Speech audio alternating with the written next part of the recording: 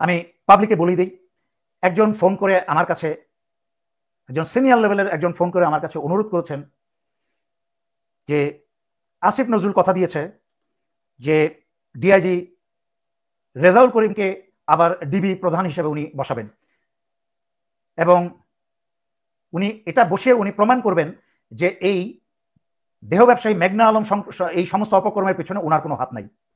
আইন উপদেষ্টা আসিফ নজরুলকে এই প্রোগ্রাম থেকে শুরু করে 24 ঘন্টা সময় আমরা বেঁধে দিলাম। আসসালামু আলাইকুম। ডিবি প্রধানের দায়িত্ব থেকে সরিয়ে দেওয়া হয়েছে রেজাউল করিম মল্লিককে। আপনারা ইতিমধ্যে বিষয়টি দেখতে পেয়েছেন। এক মডেলকে নিয়ে এই বিষয়টি ঘটেছে।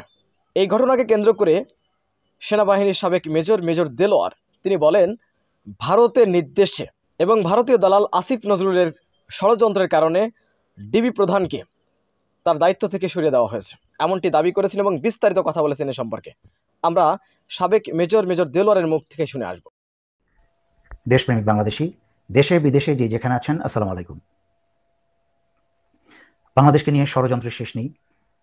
তারই আরেকটি অধ্যায় যে স্বৈরাচারী শেখ হাসিনা এবং ভারতের রেখে যাওয়া যেই সকল দেশবিরোধী দস্যু এই সরকারে এবং সরকারের বাইরে বসে আছে, বিভিন্নভাবে বাংলাদেশ এবং জনতার বিরুদ্ধে ষড়যন্ত্র করছে, তারই একটা অত্যন্ত গুরুত্বপূর্ণ বিষয় নিয়ে আজকে আলোচনা করব এবং সম্ভব হলে আপনাদের কিছু প্রশ্ন নিব এবং তার উত্তর দেওয়ার চেষ্টা করব।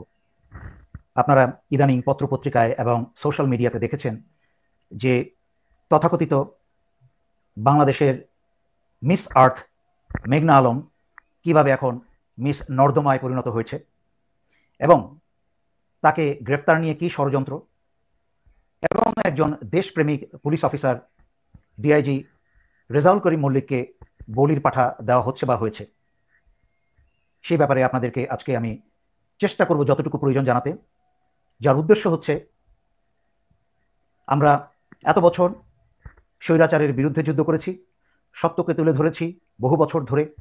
আল্লাহর রহমতে স্বৈরাচারের পতন হয়েছে রক্তের বিনিময়, কিন্তু এখনো দেশ মুক্ত হয়নি। সুতরাং আমাদেরকে আলাদা আলাদা দলে দলে এবং ব্যক্তিগতভাবে আলাদা হয়ে গেলে চলবে না, আমাদের সবাইকে একত্রে থাকতে হবে।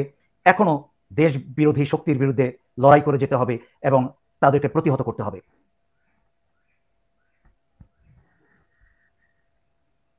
ওয়ালাইকুম সালাম, যারা সালাম দিচ্ছেন সবার উত্তর দিচ্ছি আমি। ওয়ালাইকুম আসসালাম ওয়া রাহমাতুল্লাহি ওয়া বারাকাতুহু।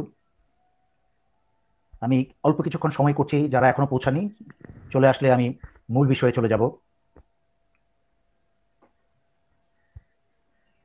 আপনারা যেন এই মেঘনা আলমের ঘটনার পিছনে এবং ডিআইজি রেজাউল করিমকে কারা ষড়যন্ত্র করে এই কাজগুলো করছে তার একটু ব্যাকগ্রাউন্ড জানতে হলে চলুন আমরা 16ই সেপ্টেম্বর 2020-এ একটা সাংবাদিক কনক সারোয়ার এবং সাংবাদিক ইলিয়াসের সাথে, আমার দুইজন পছন্দের মানুষের সাথে আমার অল্প একটা ভিডিও দেখে আসি।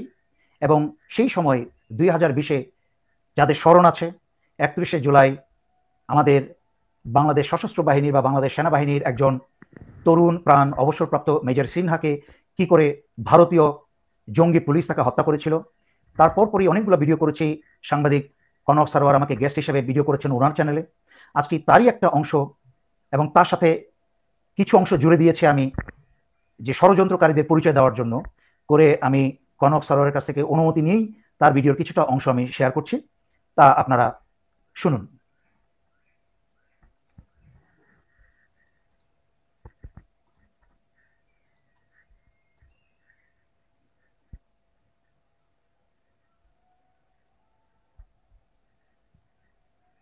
খুব বেশি মাথা করছে, ওই আমাদেরকে ইচ্ছা মতো পেটেছে এবং তারা যাতে দাগ না হয়, দাগ না হওয়ার জন্য তারা ডাক্তারের উপস্থিতিতে কারেন্টের শর্ট দিয়ে শুরু করছে। আমার শরীরে বিভিন্ন জায়গাতে কারেন্টের শরীরে কারেন্টের দাগ আছে। দেখলাম স্যার প্রদীপ স্যার। হ্যাঁ, কি খবর প্রদীপ? এই কোরবানির দিন গরুর মধ্যে তুমি কি? স্যার এটা মহাবিপদে পড়ছে স্যার, একটু স্যার একটু আপনার সাহায্য লাগবে স্যার। তখন মামলা ট্র্যাক করে যাবে, মামলা নিয়ে সুবিধা থাকবে। তাইলে তোমরা একটা কাজ করো না, 300 করে একটা মামলা নিয়ে নিতে পারো। চেয়ারম্যান নাকি? ও স্যার অবশ্যই পারতো স্যার। ও তাইলে আর এত জনের কি আছে? এটা কি মনে করেন এই যে ভিডিওটি? প্রথম কথা বলবো যে একটার পর একটা নাটক দেখতে দেখতে এখন চিন্তা ভাবনাটা অন্যরকম হয়ে গেছে। এই যে একটা নাটক উপস্থাপন করা হলো, পরিকল্পিতভাবে ভিডিওটা করা হলো এবং এমন একটা মানুষ বা এমন কিছু মানুষ বলছে যাদের মতো বাংলাদেশের ইতিহাসে পুলিশের জঘন্যতম দুইটা ব্যক্তি, এই প্রদীপ এই পর্যন্ত 200-250 মানুষ জানা মতো মানুষকে হত্যা করেছে জঘন্যভাবে, সাংবাদিকের চোখে মরিচের গুঁড়া ঢেলেছে এবং প্রস্রাব পানি যখন খেতে চেয়েছে প্রস্রাব খাইয়েছে। এবং মেজর সিনহা যখন মারা যায় নাই, তার মৃত্যু নিশ্চিত করার জন্য তার গলায় বুট দিয়ে চেপে ধরে রেখেছে। এই কথাটা, লাস্টের কথাটা যেটা বললাম, এই কথাটা শুনলে অথবা পড়লে সমগ্র সশস্ত্র বাহিনীর সকল সদস্যের রক্ত টব্য করতে থাকে। আপনি শুনছিলেন, কি মনে করেন দেলোয়ার ভাইয়ের, মেজর দেলোয়ার হোসেনের যে আলোচনা, প্রদীপের যে বক্তব্য, সেনাপ্রধানের যে বক্তব্য, সব মিলিয়ে আপনার বিশ্লেষণটা কি মনে করেন? ধন্যবাদ।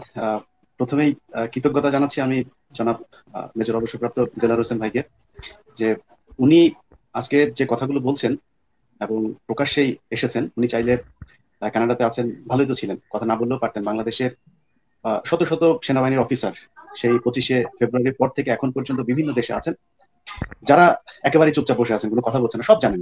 দেলোয়ার ভাই থেকে শুরু করে সবাই কিন্তু সব জানেন, কিন্তু কথা বলছে না। তো দেলোয়ার ভাইদের মতো অনেকেই কথা বলা অন্তত শুরু করেছেন। এটাই হচ্ছে আমাদের জনগণের জন্য অনেক বড় একটা পাওয়া, যে আপনাদের জায়গা থেকে একেবারে বস্তুনিষ্ঠ যে কথাগুলো শুনতে চায় মানুষ, যেটা আসলে বাংলাদেশে ঘটছে, সেই কথাগুলো শুনতে চায়। সুতরাং আপনাদেরকে ভিডিওটা দেখালাম শুধুমাত্র প্রসঙ্গটা টানার জন্য।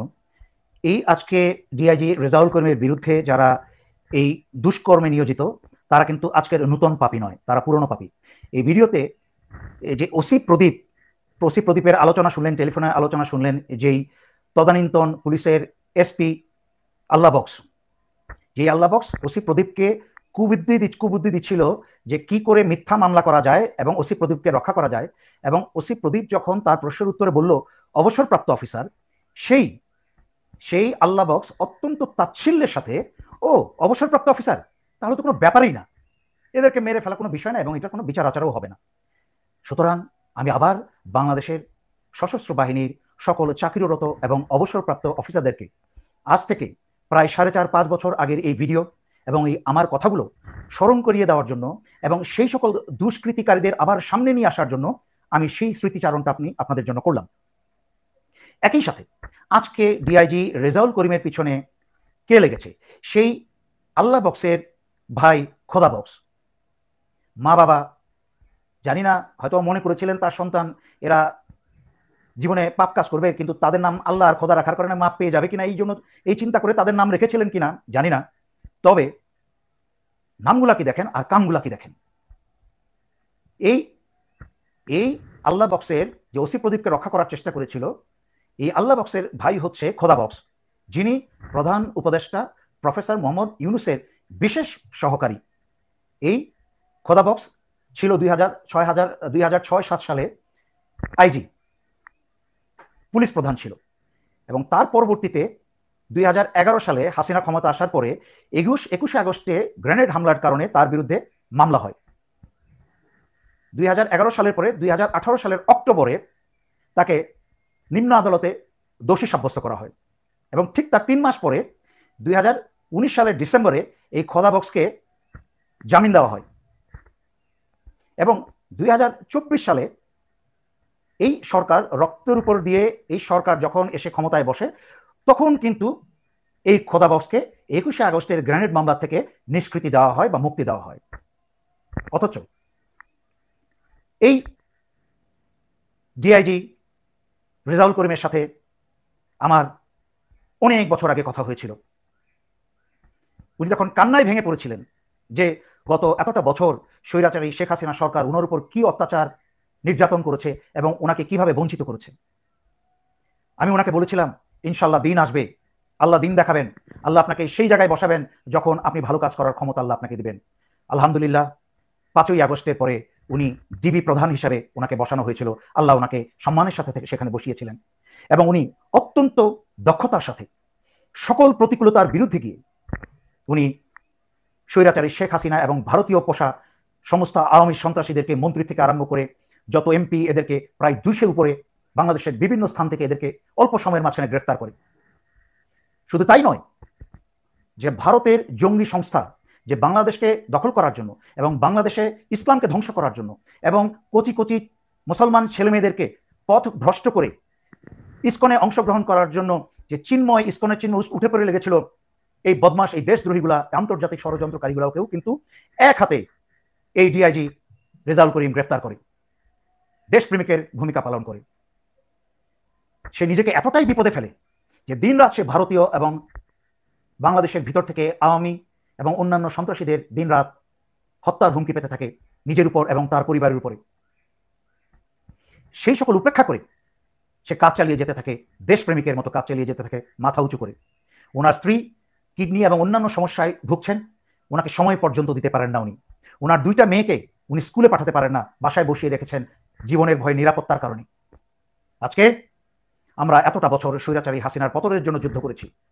আমরা যদি সবাই আজকে একত্রে দেশপ্রেমিক বিভিন্ন প্রশাসনে, সে সেনাবাহিনী, সশস্ত্র বাহিনীর হোক, সিভিল প্রশাসনের হোক, পুলিশের হোক, দেশপ্রেমিক যারা যারা দেশের জন্য, জনগণের জন্য কাজ করছে, তাদের পক্ষে না দাঁড়াই, তাহলে জেনে অথবা না জেনে আমাদেরও কিন্তু মুনাফিকি হয়ে যাবে, বেইমানি হয়ে যাবে এবং দেশদ্রোহিতা হয়ে যাবে।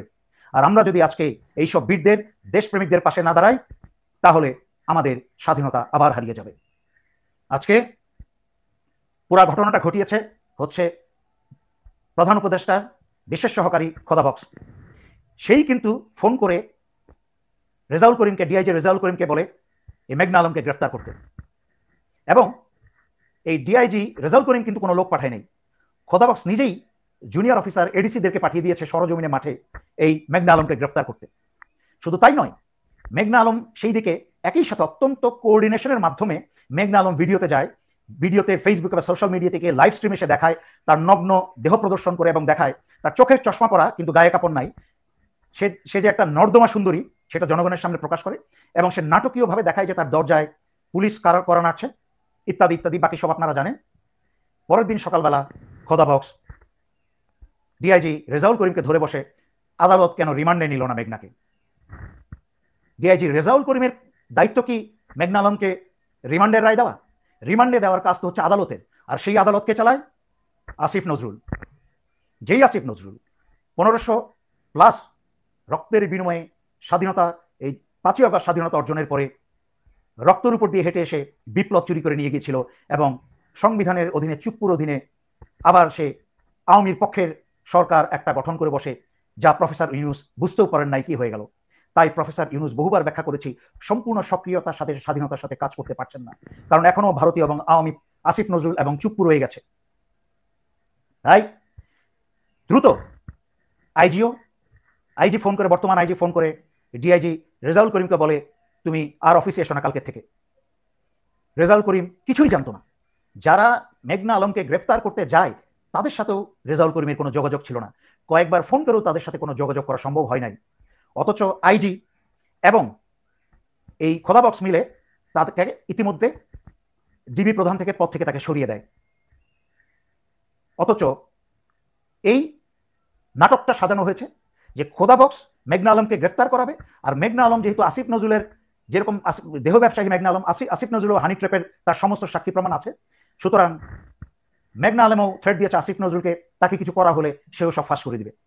সুতরাং আসিফ নজরুল তাকে রিমান্ডে নিতে দেয় নাই, কারণ রিমান্ডে নিলে পরে দেশপ্রেমিক পুলিশ অফিসাররা যখন তাকে জায়গা মতো ট্রিটমেন্ট দিত তখন কিন্তু সমস্ত হরহর করে সবকিছু বেরিয়ে আসতো।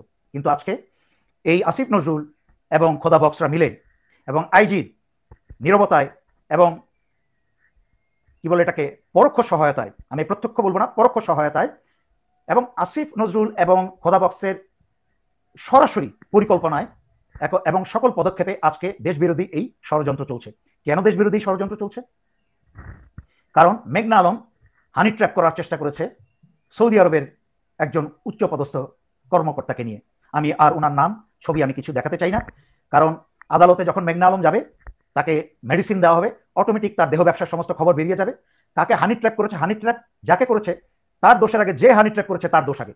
সুতরাং সৌদি আরব কি ব্যবস্থা নিবে না নেবে সেটা হচ্ছে তাদের ব্যাপার, আমরা ওইদিকে যাব না। কিন্তু আমাদের সবার আগে স্বার্থ হচ্ছে দেশ নিয়ে। এবং মেঘনা আলম যেহেতু এবং আসিফ নজরুল, খোদা বক্স দেশের বিরুদ্ধে কাজ করেছে, সেই জন্য তাদেরকে আইনের আয়তায় আনতে হবে। আপনারা দেখেন বাংলাদেশের পত্রপত্রিকাগুলোতে এই খবর যতটুকু না ফলাও হয়েছে, সবচেয়ে আগে ফলাও হয়েছে ভারতের মিডিয়াতে। তার কিছু কিছু প্রমাণ আপনাদেরকে দেখাই। দেখেন, এটা একটা ভারতীয় মিডিয়া, সেখানে মেঘনা আলমকে তার নর্দমা সুন্দরী তাকে দেখিয়েছে, আপনারা দেখেন। তারপরে আরেকটা মেঘনা আলমের ভারতীয় পত্রিকার সমস্ত খবর, এবং ভারতীয় পত্রিকার যে বড় বড় পত্রিকা আছে সমস্ত বড় বড়, আমি অল্প কয়েকটা দেখালাম এখানে। তার মাঝখানে এনডিটিভি, যেই টিভিটা হচ্ছে ভারতের সবচেয়ে ভয়ঙ্কর বাংলাদেশ বিরোধী একটা চ্যানেল। আপনাদের যাদের মনে আছে সেই বিডিআরে 57 জন সেনা হত্যার শুরুতেই যখন জেনারেল শাকিলকে হত্যা করা হলো, বাংলাদেশের কোনো মানুষ, কোনো মিডিয়া, এমনকি সশস্ত্র বাহিনী যারা আশেপাশে গেটের বাইরে ছিল তারা পর্যন্ত জানার আগে কিন্তু এনডিটিভি সবার আগে জানিয়ে দিয়েছে যে জেনারেল শাকিলকে হত্যা করা হয়েছে। কারণ সেটা যেহেতু হাসিনা এবং বিডিআর পরিকল্পনায় ছিল, সেটা তাদের পরিকল্পনা হয়েছে, তাই খবরটা তাদের হাতে রেডি ছিল, শুধু খবরটা কখন প্রকাশ করবে সেই অপেক্ষায় তারা ছিল। আজকে সৌদি আরবের দূতকে অপমান করে বাংলাদেশের পৃথিবীর সামনে হেয় করে বাংলাদেশের সাথে সম্পর্ক নষ্ট করার ভয়ঙ্কর পরিকল্পনায় আসিফ নজরুল খোদা বক্সে লেগেছে। এদিকে দেখেন এনডিটিভিতে কি বলেছে, তারা আবার একটা স্ট্যাটিস্টিক দিয়েছে, আপনারা এনডিটিভিতে সার্চ করে দেখতে পারেন যে এই ব্যাপারে তারা কি বলেছে, যে 2.1 মিলিয়ন বাংলাদেশি সৌদি আরবে কর্মরত আছে। কিন্তু তারা এটা বলছে না যে 2.69 মিলিয়ন, 2.7 মিলিয়ন ভারতীয় সৌদি আরবে কর্মরত আছে। প্রতি বছর বাংলাদেশে 2023 সালের হিসাবে $3.7 বিলিয়ন বাংলাদেশে এসেছে সৌদি আরব থেকে, কিন্তু ভারতীয়রা সৌদি আরব থেকে 2023 সালে $12 বিলিয়ন এনেছে। তার মানে আজকে যদি বাংলাদেশের সাথে গায়ে পড়ে ভারতীয়রা শয়তানি করতে চায়, সৌদি আরবের সাথে সম্পর্ক নষ্ট করার অপচেষ্টা করতে চায়, তাহলে ভারতীয়দেরকে আমি স্পষ্ট করে জানিয়ে দিতে চাই, বাংলাদেশের যদি ক্ষতি $4 বিলিয়ন হয়, ভারতের ক্ষতি $12 বিলিয়ন হবে। মনে রাখতে হবে, বাংলাদেশের সাথে সৌদি আরবের সম্পর্ক রক্তের, আত্মার এবং ধর্মের। সৌদি আরবের মুসলমানরা, বাংলাদেশের মুসলমানরা এক আল্লাহকে ইবাদত করে, পরকালে বিশ্বাস করে, শেষ নবী হযরত মুহাম্মদ সাল্লাল্লাহু আলাইহি সাল্লামকে বিশ্বাস করে, অনুসারী আমরা। আর তোমরা ভারতীয়রা বেশিরভাগ যারা বাংলাদেশের বিরুদ্ধে লেগেছো, তোমরা মূর্তি পূজারী, যাদেরকে আল্লাহ পছন্দ করেন না। তবে বিচারের মালিক আল্লাহ, সেটা নিয়ে কথা বলার আমি কেউ না। শুধু এইটুকু দেখাতে চাই, যেই সৌদি আরবের মরুভূমিতে নিম গাছের ছায়ায় হজ যাত্রীরা হজ করেন, সেই সৌদি আরবে বাংলাদেশিদের উপর, বাংলাদেশি রেমিটেন্স যোদ্ধাদের উপর, মিডল ইস্টে, শুধু সৌদি আরব নয়, সমগ্র মিডল ইস্টে বাংলাদেশের রেমিটেন্স যোদ্ধাদের উপরে আল্লাহর রহমত আছেন, আল্লাহর রহমত আছে। তাই বাংলাদেশের বিরুদ্ধে ষড়যন্ত্র করা দুঃসাহস ভারত এবং ভারতের চাকর বাকররা তোমরা দেখিও না। এখন আপনারা আসুন আসল কথায়। সমগ্র বাংলাদেশে অনেকদিন আমরা অপেক্ষা করেছি। আমরা ইতিমধ্যে আমরা দেখেছি, আপনারা দেখেছেন 5ই আগস্টের পর থেকে আমি ক্রমাগত গত 5 বছরের যুদ্ধ করেছি, এবং 5 বছর পরে আমি বিপ্লবী ছাত্রদেরকে রক্ষা করার জন্য এবং তাদেরকে গাইড করার জন্য ক্রমাগত চেষ্টা করে চলেছি। একই সাথে প্রফেসর মোহাম্মদ ইউনূস যেন আগে সংস্কার করতে পারেন এবং কমসে কম 5 বছর দেশ চালাতে পারেন, সেই জন্য আমি ক্রমাগত চেষ্টা করে যাচ্ছি। কিন্তু এখন আমাদেরকে একটু শক্ত হয়ে দাঁড়াতে হবে। প্রফেসর ইউনূস বোধহয় আমাদের ডাক শুনতে পারছেন না, যে আমরা ওনাকে কতটুকু সহযোগিতা করছি তা বুঝতে পারছেন না। উনি ঢালাওভাবে চিটাগাংয়ের লোকজন এসে নিয়োগ করছেন। স্বজনপ্রীতি বা নেপোটিজম একটা দুর্নীতির একটা অংশ, এবং ওনার সরকারের, ওনার আশেপাশে কিন্তু চিটাগাংয়ের প্রচুর লোক। এখন তার মানে আমার কথা শুনে অনেকেই মনে করবেন আমি বোধহয় চিটাগাংয়ের বিরুদ্ধে বলছি। ভুল বোঝার কোনো সুযোগ নেই, আমি বলছি স্বজনপ্রীতি। কারণ আমি চিটাগাংকে আমি নিজে ভালোবাসি। আপনারা বলতে পারেন চিটাগাং আমার দ্বিতীয় জন্মভূমি। বাংলাদেশ মিলিটারি একাডেমিতে ভাটিয়ারিতে আমি সামরিক অফিসার হিসেবে, সেখানে আমার জন্ম হয়েছে, সেখানে আমি সামরিক অফিসার হিসেবে কোরআন হাতে নিয়ে ওয়াদা করেছি। তাই চিটাগাং আমার মনের মাঝে আমার অত্যন্ত ভালোবাসার এবং স্নেহর জায়গা হচ্ছে চিটাগাং। শুধু তাই নয়, পার্বত্য চট্টগ্রামে যেখান থেকে তথাকথিত শান্তি বাহিনী, বা আমি যাদের বলি অশান্তি বাহিনী, শামতুল্লাহর মারা যেখান থেকে শান্তি বাহিনী তৈরি হয়, পানছড়ি, সেই পানছড়ির দুর্গম জায়গায় আমি শান্তি বাহিনীর বিরুদ্ধে যুদ্ধ করেছি, লড়াই করেছি। তাই চিটাগাং আমার মনে প্রাণী। তাই বিষয়টা চিটাগাং বা চিটাগাংবাসীর বিরুদ্ধে নয়, কথা হচ্ছে বাংলাদেশের যে কোনো স্থান থেকে শহীদ প্রেসিডেন্ট জিয়াউর রহমানের মতো যোগ্য লোকদের নিয়োগ করা হোক। সেখানে এই যে চিটাগাং থেকে আনা হলো খোদা বক্সকে, সেই খোদা বক্সের আজকের কাজ ডক্টর মোহাম্মদ ইউনূসকে উনি বাজারে ছোট করছেন। শুধু এই বাংলাদেশের মাঝখানে আন্তর্জাতিক বাজারে, আন্তর্জাতিক দৃষ্টিতে ওনাকে একটা বিব্রতকর অবস্থায় ফেলে দিচ্ছে। তাই আমি বলতে চাচ্ছি যে আমাদেরকে এখন দাঁড়াতে হবে। ডক্টর মোহাম্মদ ইউনূসকে যেরকম আমরা রক্ষার জন্য আগামীতে কাজ করার জন্য দাঁড়িয়েছি। দুঃখিত, লাইভ করার সমস্যা হচ্ছে এটাই, কেউ বিরক্ত করে যাচ্ছে আমাকে। সো প্রথম কথা হচ্ছে যে প্রফেসর মোহাম্মদ ইউনূসকে যেরকম আমরা 5 বছর চাই, ঠিকই একইভাবে সমগ্র বাংলাদেশের জনগণকে আমি বলবো, আপনারা প্রফেসর মোহাম্মদ কোনো কাজের ব্যাঘাত না করে এক দাবি নিয়ে, প্ল্যাকার্ড নিয়ে প্রফেসর মোহাম্মদ ইউনূসের অফিসের সামনে শৃঙ্খলার সাথে দাঁড়ান। আসিফ নজরুলের ছবি নিয়ে এবং আসিফ নজরুলের নাম দিয়ে যে আসিফ নজরুলকে আমরা এখান থেকে বরখাস্ত চাই। কারণ আসিফ নজরুল সরলে পরে 3 শয়তানের একটা বড় শয়তান চলে যাবে, আর 3 শয়তানের একটা বড় শয়তান চলে গেলে কিন্তু ওই শয়তানের আঁকড়াটা এমনিতেই দুর্বল হয়ে যাবে। তাই চলুন, 16 বছর মনে করেছিলেন হাসিনাকে সরানো সম্ভব নয়, কিন্তু আমি কোনোদিন বিশ্বাস ছাড়ি নাই। ইনশাল্লাহ সব সম্ভব আল্লাহর রহমতে। আগে নিজে চেষ্টা করতে হবে, তারপরে আল্লাহ সাহায্য করবেন। আল্লাহ কখন সাহায্য করবেন সেটা আল্লাহর সিদ্ধান্ত, আমি বলার কেউ না। তবে ঘরে বসে দোয়া করলেই যে কাজ হবে তার কোনো নিশ্চয়তা নাই। এই যে কিন্তু বহুবার বলেছে, এই জন্যই কিন্তু আমাদের নবীজি ওনার দোয়ার আগে কার দোয়া আল্লাহর কাছে পৌঁছাবেন? উনি তো দোয়া করেই ঘরে বসে থাকতে পারতেন, কিন্তু উনি সম্মুখ সারিতে অনেকগুলা যুদ্ধে নেতৃত্ব দিয়েছেন। সুতরাং সহজ সুন্নত অনুসরণ করলেই হবে না, বড় বড় সুন্নতগুলো অনুসরণ করতে হবে। চলুন, আমরা গত 2024 জুলাই আগস্টে যারা শহীদ হয়েছে, সুবহানাল্লাহ, আলহামদুলিল্লাহ, তারা আল্লাহর পছন্দের বান্দা হয়ে জায়গা মতো পৌঁছে গেছে। এই প্রতিনিয়ত আমরা যারা অন্যায়ের বিরুদ্ধে দেশ এবং অসহায় জনগণের পক্ষে কাজ করছি, তারাও কিন্তু আমরা জিহাদ করে যাচ্ছি। এটাও কিন্তু একটা জিহাদের অংশ। পশ্চিমারা যেই দৃষ্টিতে জিহাদকে ব্যাখ্যা করে সেটা কিন্তু জিহাদ নয়। আপনারা অন্যায়ের বিরুদ্ধে প্রতিনিয়ত চেষ্টাটাও কিন্তু একটা জিহাদ। তাই চলুন আমরা এখন থেকে প্রতিজ্ঞাবদ্ধ হই, আসিফ নজরুল মুক্ত প্রফেসর ইউনূস সরকার চাই, খোদাবক্স মুক্ত প্রফেসর ইউনূস সরকার চাই, ডিআইজি রেজাউল করিমকে আমরা আবার ডিবি প্রধান হিসাবে দেখতে চাই। এই বলে আমার বক্তব্য এখানে শেষ করছি। আপনারা যারা প্রশ্ন করতে চান আপনারা প্রশ্ন করতে পারেন। আমি দেখছি কিভাবে অ্যাড করা যায়। আমাকে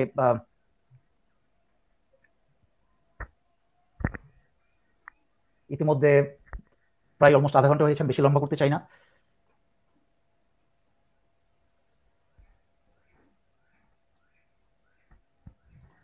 আপনারা প্রশ্ন করতে পারেন যারা প্রশ্ন করতে চান।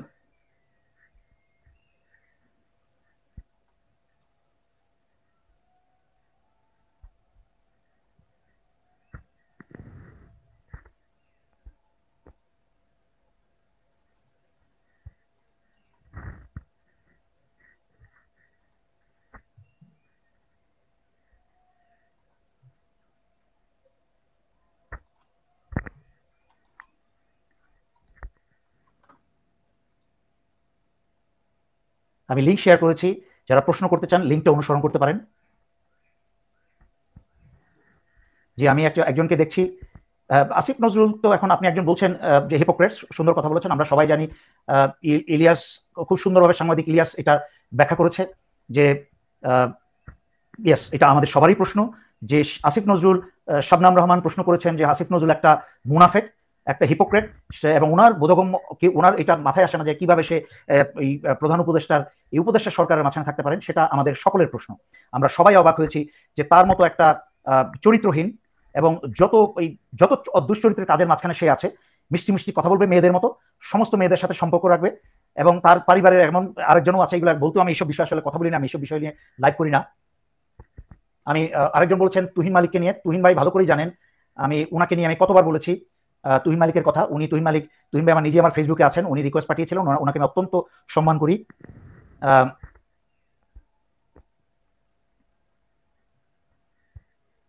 আমি বাংলাদেশে, আপনি আসবেন কবে সবারই প্রশ্ন। ইনশাল্লাহ আমি বাংলাদেশে আল্লাহ যদি তৌফিক দান করেন এবছরই আসবো। আমি দিন তারিখ জানিয়ে আসতে চাই না, আমি চাই না বিমানবন্দরে কেউ আমার জন্য জড়ো হোক। আমি আসবো, আমি সাধারণ জনতার মতোই আসবো। আমি ইনশাল্লাহ অনেকের সাথেই দেখা সাক্ষাৎ করব, যেখানে যা প্রয়োজন সেখানে সেই জিনিসটাকে আগ বাড়িয়ে আমি কাজ করার চেষ্টা করবো। ইনশাল্লাহ এতদিন দূরে থেকে করেছি, আমি এবছরই ইনশাল্লাহ দেশের ভিতরেই এসে সেই কাজে অংশগ্রহণ করব। আমি বহুবার বলেছি, আমি কিন্তু অনেক ধান্দাবাজের মতো আমি কোনো ক্ষমতা চাই না, আমার কোনো আগ্রহ নাই। আল্লাহ দয়া করে আমাকে যেভাবে রেখেছেন শুকর আলহামদুলিল্লাহ আমি ভালো আছি। আমি পালিয়েও আসি নাই। অনেক আওয়ামী সন্ত্রাসীরা অনেক সময় কথা বলে, আওয়ামী সন্ত্রাসীরা যাদের গায়ে লাগে বরখাস্ত, বাজে, নোংরা কথা, অশ্লীল কথা, আমি সম্মানের সাথে সেনাবাহিনী ছেড়ে এবং সেনাবাহিনী ছাড়ার আগেই আমি আমেরিকাতে চাকরি পেয়ে যাই। তারপরে আমি সবার কাছে ধরে রিকোয়েস্ট করে আমি চাকরি থেকে অল্প বয়সী আমি চলে আসি। আমি একসময় সফটওয়্যার ইঞ্জিনিয়ার ছিলাম, আমি তারপরে বহু বছর ধরে সফটওয়্যার ব্যবসা করছি। সুতরাং আলহামদুলিল্লাহ আমি যেখানে আছি ভালো আছি। তারপর এত বছর ধরে যাই করছি আমি নিজেকে বিপদে ফেলে, নিজের পরিবারকে বিপদে ফেলে দেশ এবং জনগণের জন্য করেছি। আমি সবার আগে প্রস্তাব করেছি যে তুহিন মালিককে আইন উপদেষ্টা দেখতে চাই, সবার আগে আমি, এটা তুহিন ভাই নিজেও সাক্ষী।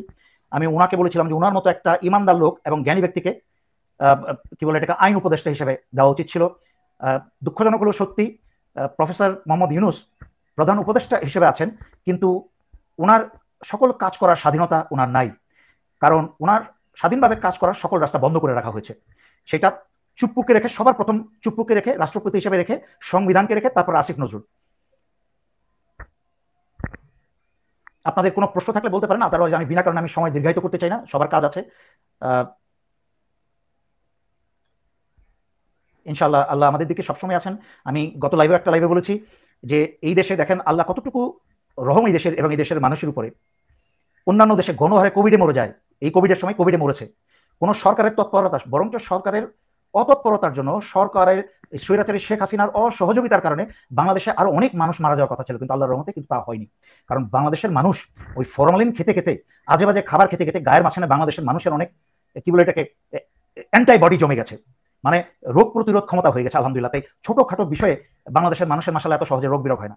আর বাংলাদেশের মাটি এত উর্বর যে অন্য দেশে একটা গাছকে বাঁচিয়ে তুলতে অনেক সেবা যত্ন করতে হয়, অনেক শত শত ডলার খরচ করতে হয়, কিন্তু বাংলাদেশের মাটিতে মুখে থেকে একটা ফল খেয়ে, মুখ থেকে একটা ফলের বিচি থুতু দিয়ে ছুঁড়ে ফেলে দিয়ে সেই মাটিতে গাছ গজিয়ে যায়।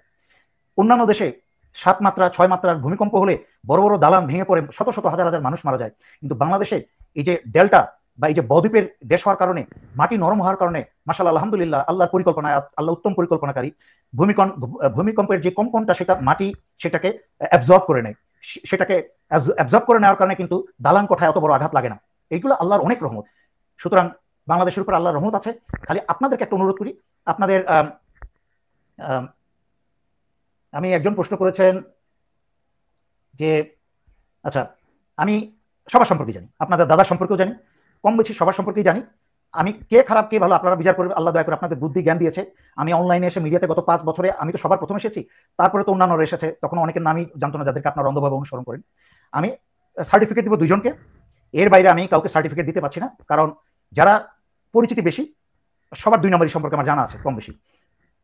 সাংবাদিক কনক সারোয়ার এবং সাংবাদিক ইলিয়াস হচ্ছে এর হচ্ছে জেনুইন লোক, তাদের কথা শুনতে পারেন। এবং এবং কনক সারোয়ার এবং ইলিয়াস 2 জনই দেশপ্রেমিক, তাদের কথা শুনতে পারেন এবং বিশ্বাস করতে পারেন। আমি বাকি কাউকে সার্টিফিকেট দিতে পারছি না, আমি দুঃখিত। তাদের ভিতরের সমস্ত গোমট আমি জানি, কিন্তু আমি সেই আলোচনা থেকে বাদ দিতে চাচ্ছি। এইটুকু আপনাদের যথেষ্ট বোঝা উচিত। যাদেরকে অন্ধভাবে, এমন কাউকে অন্ধভাবে আপনারা লাখে লাখে অনুসরণ করছেন, তাদের বিরুদ্ধে তাদের অনেক অপকর্মই বাংলাদেশের মাটিতে, এবং এখনো পর্যন্ত বাংলাদেশ নিয়ে ষড়যন্ত্র করে যাচ্ছে।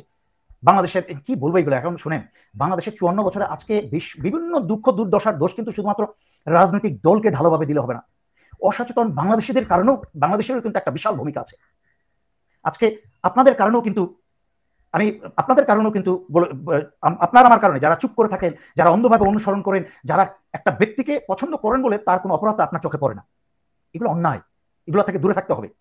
এই যে প্রফেসর ইউনূসের সমালোচনা করছি, আমি ওনাকে আমি পছন্দ করি, আমি ওনাকে 5 বছর চাই, কিন্তু ওনাকে এমন মাত্রায় নেবেন না যে প্রফেসর ইউনূসের কোনো ভুলকে সমালোচনা করা যাবে না, তখনই কিন্তু দেশ ধ্বংসের দিকে আবার যেতে শুরু করবে। কেউ বলেছেন, আমি তো কারাকার বলেন, ওই যে একজন বলেছেন কি আব্দুল্লাহ রহমান, উনি বলেছেন দেলোয়ার ভাই আপনি সেনা প্রধানের বিরুদ্ধে কিছু বলছেন না, ভয় পান নাকি? আচ্ছা বলেন, যারা সেনা, কি বলবো, এই জন্যই বললাম বাংলাদেশের মানুষের আল্লাহ 2টা মাস্টার্স পাস করলেই কিন্তু কি বলে এটাকে চিন্তা শক্তি হয় না মানুষের। যে শিক্ষা একটা মানুষের চিন্তা শক্তি দিতে না পারে, সেই মানুষের শিক্ষা কোনো কাজে আসে না।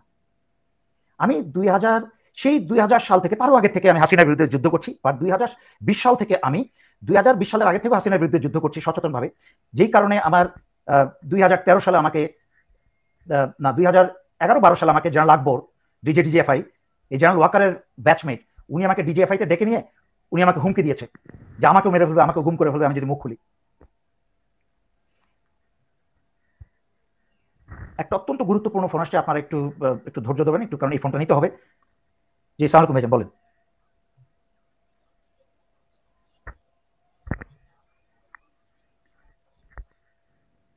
জি জি আমি পেয়েছি, আসলে আপনাকে নিয়ে আমি কথা বলছি, আপনার জন্যই আমি কথা বলছি, ইনশাল্লাহ বুঝতে পেরেছি। আমি এই মুহূর্তে লাইভে আছি।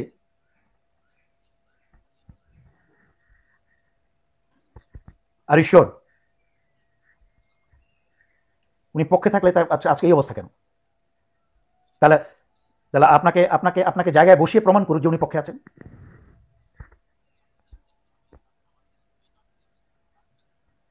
না ঠিক আছে, ওকে জি থ্যাংক ইউ, জি ওকে জি থ্যাংক ইউ, আসসালামু আলাইকুম। আচ্ছা, তো যেটা বলছিলাম যে আমাকে জেনারেল আজিজ সেনাবাহিনীকে প্রেশার দেওয়ার কারণে, সেনাবাহিনীর ভিতরে সমস্ত সত্য কথা তুলে ধরার জন্য যারা যারা দেশের বিরুদ্ধে কাজ করছিল এবং স্বৈরাচারী শেখ হাসিনার পোষা হয়ে কাজ করছিল, তাদের নাম উন্মোচিত করার কারণে কিন্তু আমাকে বাংলাদেশ সেনাবাহিনীতে সবার আগে পার্সন নন গ্রাটা করা হয়, পিএনজি করা হয়। এবং তার পরবর্তীতে আরেকজন চরিত্রহীন সেনা প্রধান আসে, জেনারেল শফি। জেনারেল শফি এসে সেইটাকে চালু রেখে যায়, আমার উপর পিএনজি বজায় রাখে।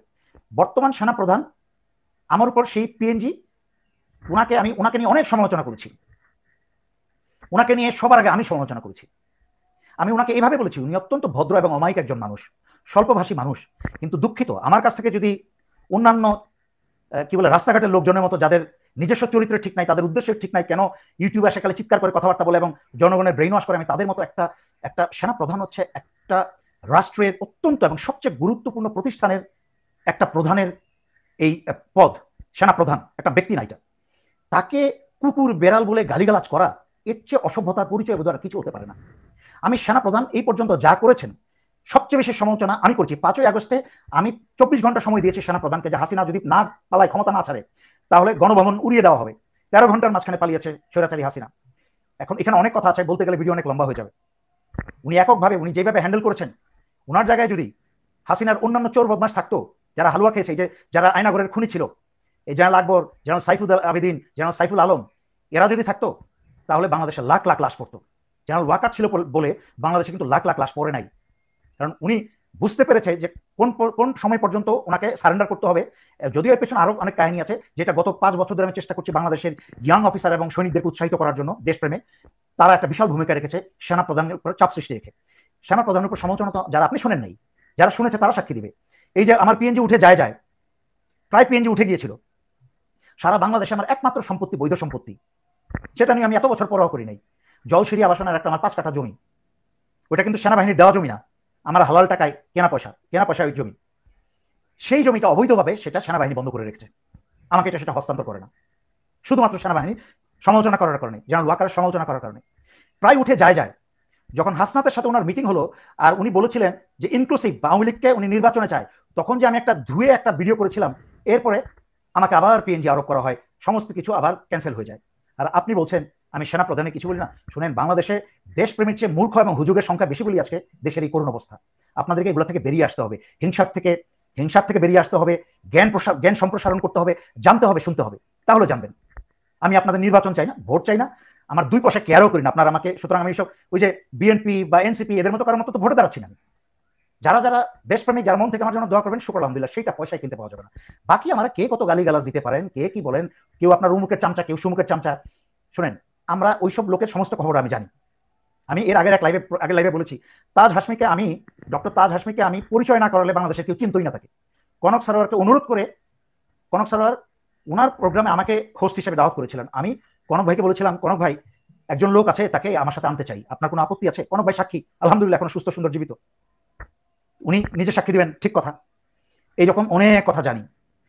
জুলকার নাইন আমাকে ফোন করে সেই 2020 সালে ফোন করে, আঙ্কেল আপনি আমার রোল মডেল ছিলেন, আপনাকে দেখে আমি আর্মিতে ঢুকেছিলাম, তখন প্রায় প্রতিদিনই ফোন করতো।